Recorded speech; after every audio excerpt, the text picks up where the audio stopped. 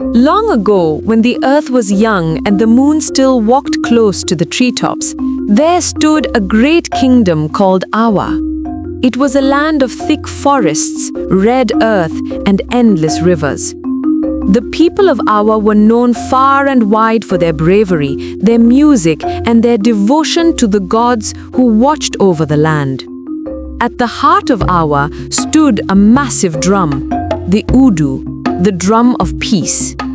It was said to have been carved from the trunk of an Iroku tree that fell on the day the first king was born. The drum was older than memory itself, and it was not played by human hands. The elders said the ancestors played it when they were pleased, and it spoke only at midnight. Its sound was unlike any other. It did not echo, it breathed. When it spoke, the air trembled. Children woke from sleep and smiled. The old nodded knowingly and whispered, "The land is at peace." But one season, the drum fell silent. It began after the great Yam festival, when the people danced from dusk till dawn, and the king, Eze-Obi, sat proudly upon his carved stool. The fields had yielded richly, and the people had eaten till their bellies were round. That night, they waited for the ancestral drum to speak, for it always did after the feast, a sign that the ancestors accepted their offerings. The night stretched long, the crickets sang, and the fire burned low. Yet the drum did not sound. At first, the people thought nothing of it. "Perhaps the spirits rest," the elders said. But when a second night passed, and then a third, fear began to creep into the village. Mothers stopped singing lullabies, and men no longer sat outside to tell moonlight stories. Even the wind seemed afraid to move. Then strange things began to happen. The river that never slept turned dark and quiet. Goats refused to feed near the sacred grove. Children began to dream of faceless men dancing around the drum, whispering their names in tones that chilled the heart. The people grew restless. They gathered before the king's palace, their voices trembling. "Eze-Obi," cried an old woman, her eyes pale with age, "the ancestors are silent. The drum no longer speaks. What have we done?" The king, troubled and weary, summoned his council. His voice was deep and tired as he spoke. "The silence of the drum is no small matter. It means the ancestors are displeased. But how?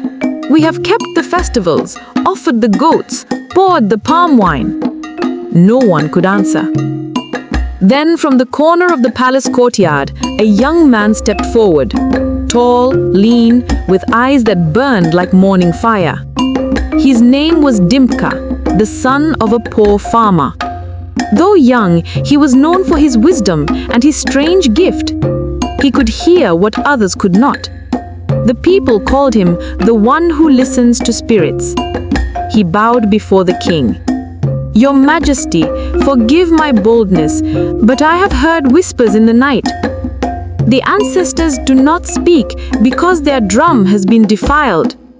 The courtyard fell silent. The only sound was the soft hiss of the torches. "Defiled?"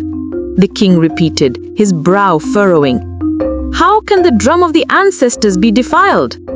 "I do not know," Dimka said softly, "but I know the silence hides something. The forest where the drum stands weeps at night. I have heard it." A murmur ran through the crowd. The sacred forest, Ani Ogbo, was a place no one enters, not even the priests, unless summoned by divine signs. The king stared at Dimka for a long time. Finally, he said, "Then tomorrow we will go into the forest. You, me, and the chief priest. We will see what the ancestors wish to reveal." The people gasped. Even the elders exchanged anxious glances. No king had entered Ani Ogbo in over 100 years. But Eze-Obi was a man of courage. That night, he could not sleep. He kept hearing echoes of the drum that was no longer there, faint beats that faded before they reached his heart. At midnight, as he lay awake, the silence broke. A single heavy beat rolled through the air. Dum. He sat up, his eyes wide. The sound came again, but it was wrong. The beat was broken, wounded, like a drum weeping through torn skin. He rose, trembling, and called for his guards, but they were gone. The palace yard was empty. Only the moon hung low, red and swollen, as if watching him. Then, from across the fields, a voice whispered, low, hoarse and sorrowful. Eze Obi, the drum speaks, for the last time. The king's breath caught in his throat. He turned toward the sacred forest, and there, through the mist, he saw it. The silhouette of the great drum glowing faintly, and beside it, a shadow bending to strike. Then the sound came again, louder, broken, dum, dum, dum. And with each beat, the earth beneath Awa began to tremble. The next morning, when the sun rose, the people found the king's crown lying before the palace gate. The guards swore they had not seen him leave. The sacred drum has gone silent. The king himself have gone missing.